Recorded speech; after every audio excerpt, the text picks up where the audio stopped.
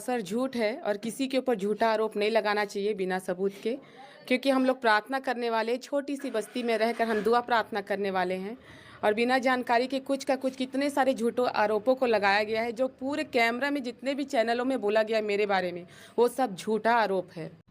दोस्तों जितना भी ईशु प्रेमी देख रहे हैं सभी को एक बार फिर से जय मसीह की। देखिए आज प्रॉफिट विजेंद्र सिंह का वीडियो क्लिप निकल कर आया है कि किसी के बारे में झूठा आरोप नहीं लगाना चाहिए, लेकिन आप लोग देख रहे हैं कि प्रॉफिट विजेंद्र सिंह के बारे में बड़ा आरोप कई चैनलों से आ रहा है कि प्रॉफिट विजेंद्र सिंह गलत हैं और उन पर कार्रवाई होनी चाहिए और उनको, लेकिन जितना भी मसीह प्रेमी देख रहे हैं एक बार फिर से जय मसीह की देखते हुए आप लोग आ रहे हैं कि प्रॉफिट विजेंद्र सिंह का वीडियो निकल कर आया कि वो गलत है, उसको गलत में फंसाया गया है और उनको ज़बरदस्ती जबरन उनको जेल में डाला गया है। लेकिन कुछ वीडियो आप लोग को सच्चाई है कि जो पीछे वीडियो निकला वो बिल्कुल सही है कि उसको झूठा आरोपों में फंसाया गया है। लेकिन इस वीडियो में नए हैं तो चैनल को सब्सक्राइब और वीडियो को लाइक करें। चलिए कुछ और हम वीडियो आपको दिखाते हैं, आप लोग देख सकते हैं। और झूठा आरोप नहीं लगाना चाहिए बिना सबूत के,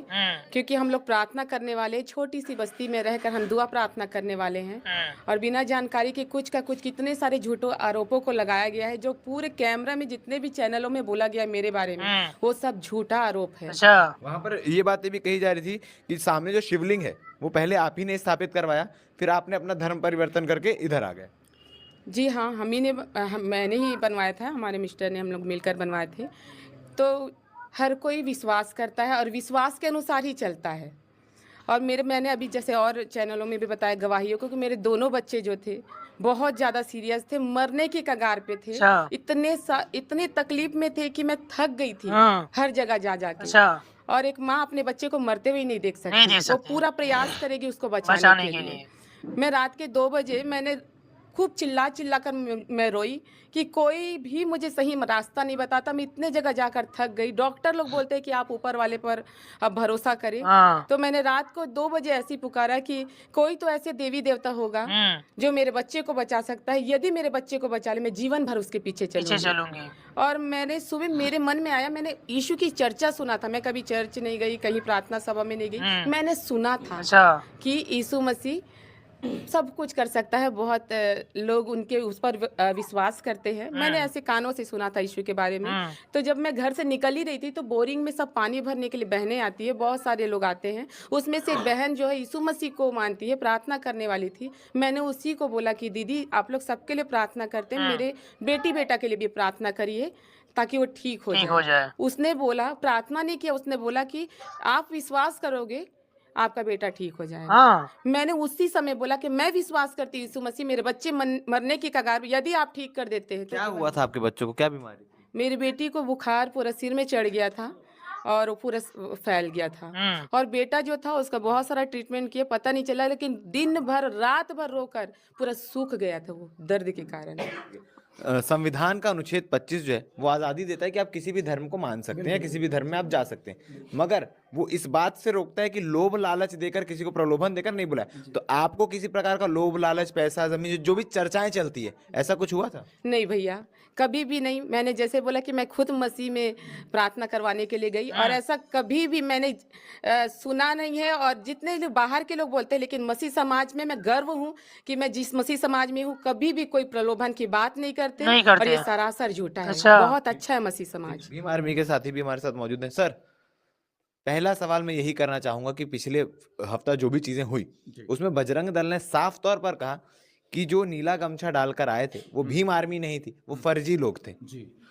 सबसे पहले जिन्होंने आपके चैनल के माध्यम से आप सबको मैं जय भीम बोलता हूं, क्योंकि जय भारत में, इस देश को अगर डेमोक्रेटिक कंट्री कहा जाता है, प्रजातांत्रिक देश कहा जाता है और विश्व का सबसे बड़ा प्रजातांत्रिक देश है, तो वो केवल और केवल मेरे इस बाबा साहब के संविधान की वजह से इस देश को प्रजातांत्रिक देश कहा जाता है। इसी देश में आपको पता है कि आर्टिकल 25 के तहत सबको किसी भी धर्म को मानने की आज़ादी है, किसी भी धर्म में जा सकता है, पूजा प्रार्थना, प्रेयर, अल्लाह दुआ जो भी कर सकता है, आज़ादी है इस देश में। इसी संविधान ने भारत देश तो है, मैं पूरी आपकी बात पे आ रहा हूं कि जिन लोगों ने भीम आर्मी, इस नीले गमछे वाले के ऊपर में इतने वाहियात और गलत तरीके का आरोप लगाए, उन्हें सबसे पहले तो बाबा साहब के संविधान को पढ़ना चाहिए, है नहीं? और संविधान को पढ़ करके, क्योंकि भीम आर्मी हमेशा शुरू से बाबा साहब के संविधान को दायरे में मान करके हर काम करती है।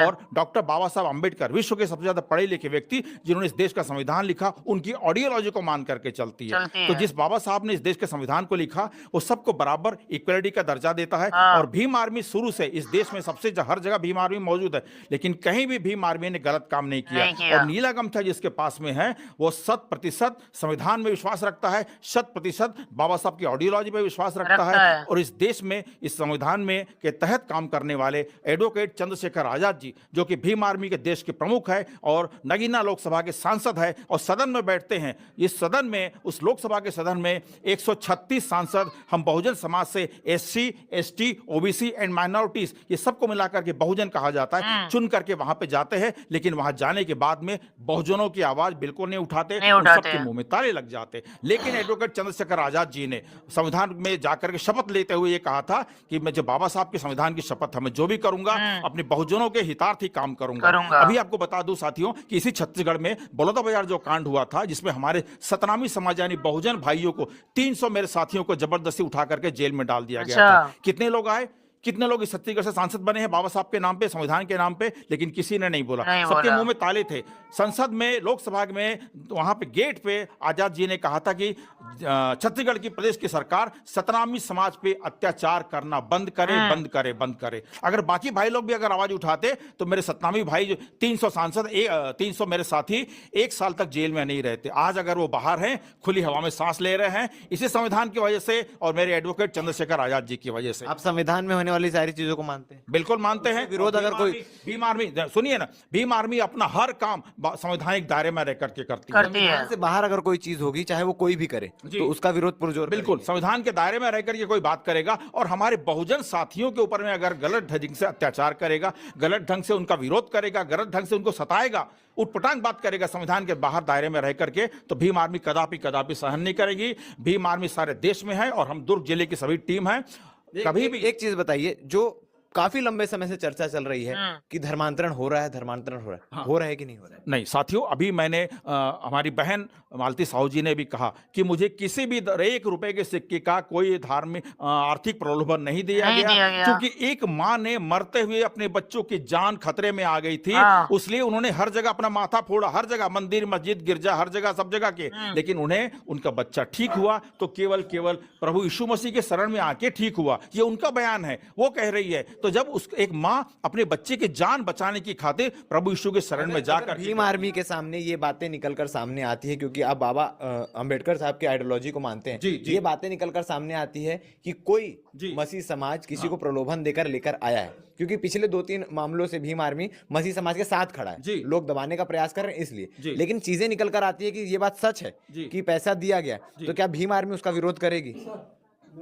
जी बिल्कुल इसका विरोध करेगा, क्योंकि कानून के उल्लंघन में कोई काम होता है तो क्या उसका घोर खंडन करेगा।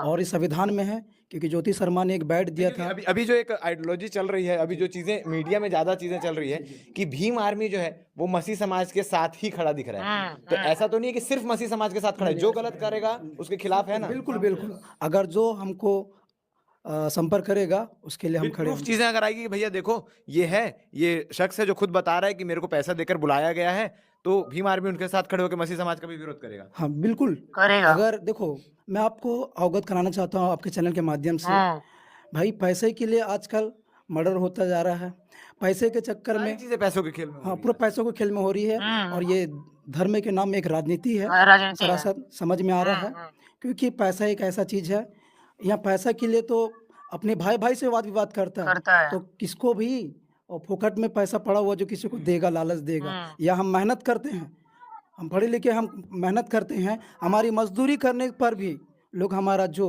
आय दिया जाना चाहिए उसको हमको अधिकार दिया नहीं जाता है, और बोलते हैं कि लोग को फ्री में पैसा देगा, ये तो गलत है। ठीक है जी।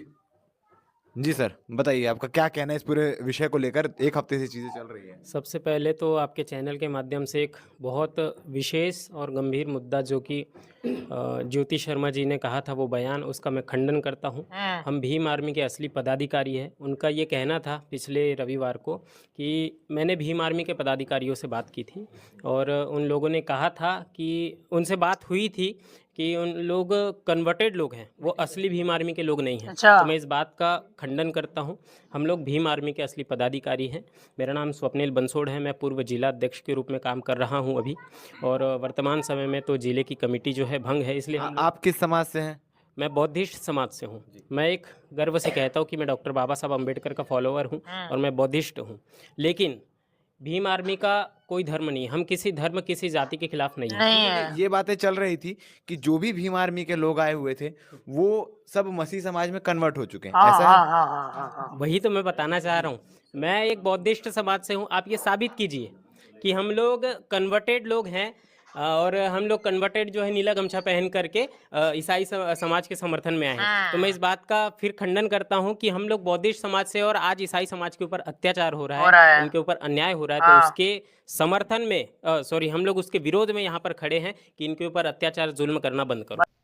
दोस्तों, आपने वीडियो क्लिप को देखे कि कैसे मसीह समाज में अत्याचार हो रहा है, लेकिन भीमराव अंबेडकर संविधान लिखे हैं कि किसी आप मन परिवर्तन कर सकते हैं, किसी भी आप भक्ति में जुड़ सकते हैं।